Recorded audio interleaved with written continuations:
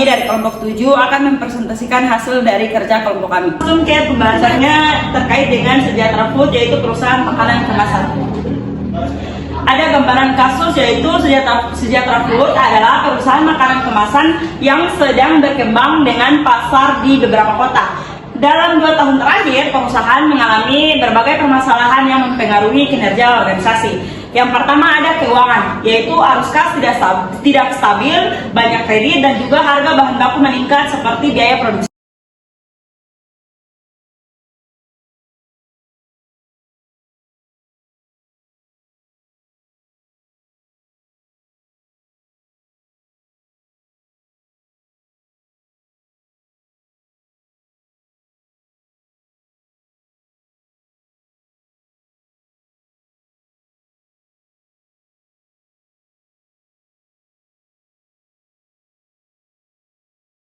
Baik, selanjutnya kita akan masuk pada identifikasi risiko organisasi. Terdapat 8 risiko yang teridentifikasi, di mana ada pada bagian keuangan tentang risiko likuiditas, yaitu arus kas tidak stabil akibat banyak transaksi kredit.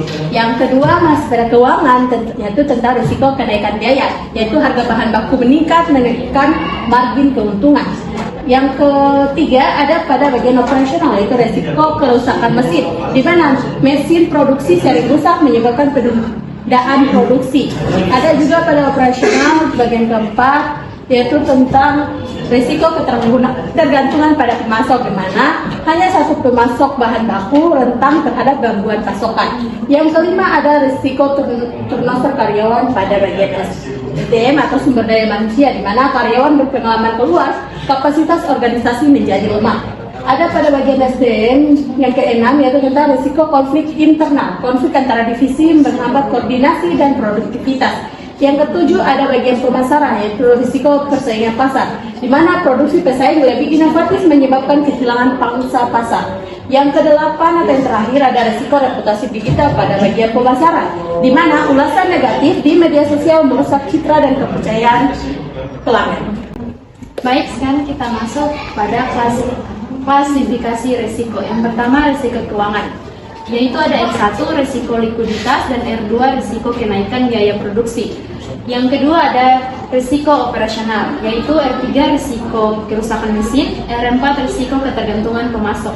Yang ketiga ada risiko SDM, R5 yaitu risiko turnover karyawan, R6 risiko konflik internal, dan yang keempat yaitu risiko pemasaran, yaitu R7 risiko persaingan pasar, dan R8 risiko reputasi digital.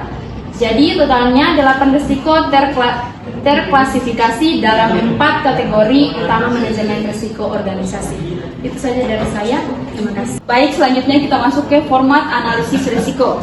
Yang pertama ada risiko likuiditas, jadi risikonya masuk ke dalam risiko keuangan.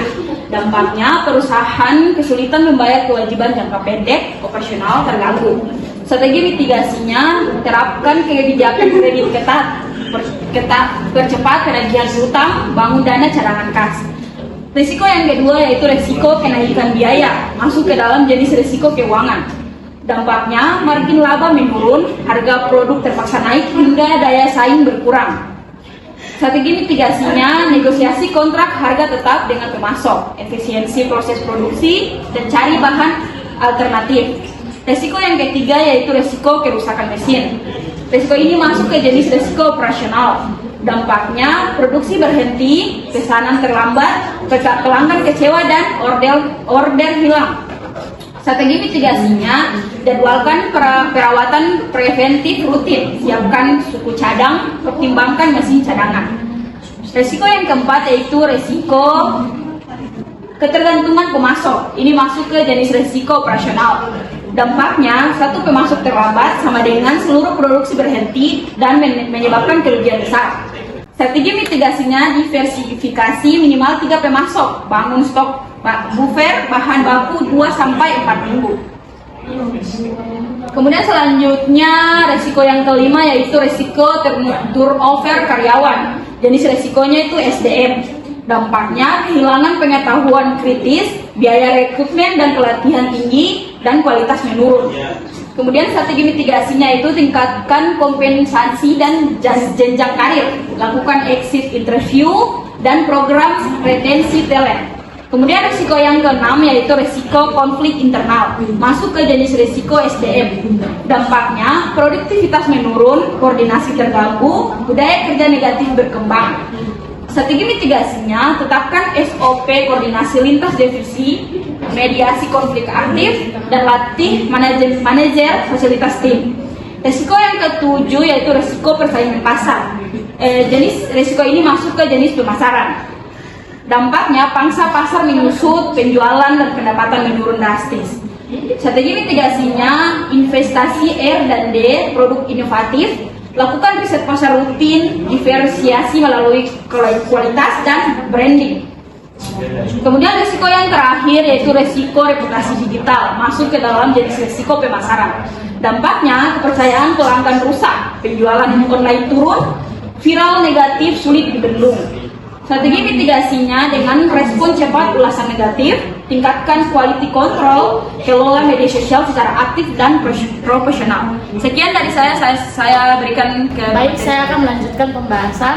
Masuk ke risiko paling kritis, prioritas penanganan berdasarkan kemungkinan dan dampak tertinggi.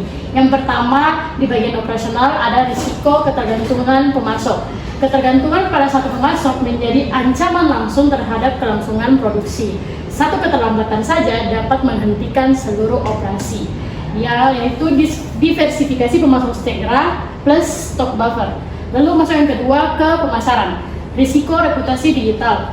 Ulasan negatif di media sosial dapat menyebar viral dan merusak brand dalam waktu yang sangat singkat.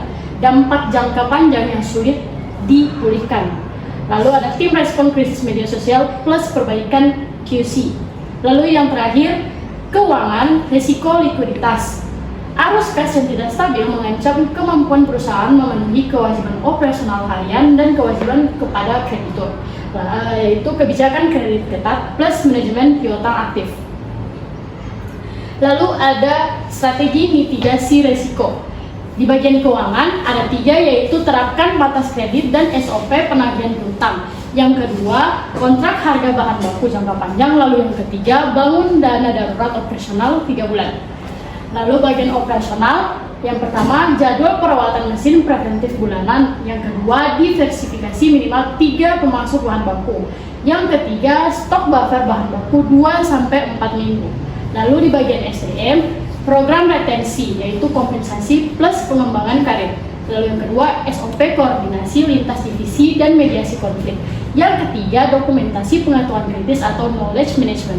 Lalu yang terakhir, pemasaran. Yang pertama, investasi R&D, inovasi produk berkelanjutan. Yang kedua, tim manajemen media sosial dan respon krisis. Yang ketiga, quality control ketat dan feedback loop pelanggan. Itu saja dari saya, terima kasih. Kesimpulannya yang dimana Sejahtera Food menghadapi 8 risiko utama yang mencakup aspek keuangan, operasional, SDM, dan pemasaran. Risiko paling kritis yaitu ketergantungan pemasok tunggal, reputasi digital, dan ketidakstabilan arus kas. Terus ada juga strategi mitigasi yang dimana mencakup diversifikasi pemasok, manajemen piutang, retensi karyawan, dan inovasi produk. Yang terakhir, diperlukan sistem manajemen risiko SMR yang terintegrasi agar risiko dapat dipantau secara proaktif. Risiko yang tidak dikelola adalah ancaman, risiko yang dikelola adalah peluang. Sekian dari presentasi kami. Wassalamualaikum warahmatullahi wabarakatuh.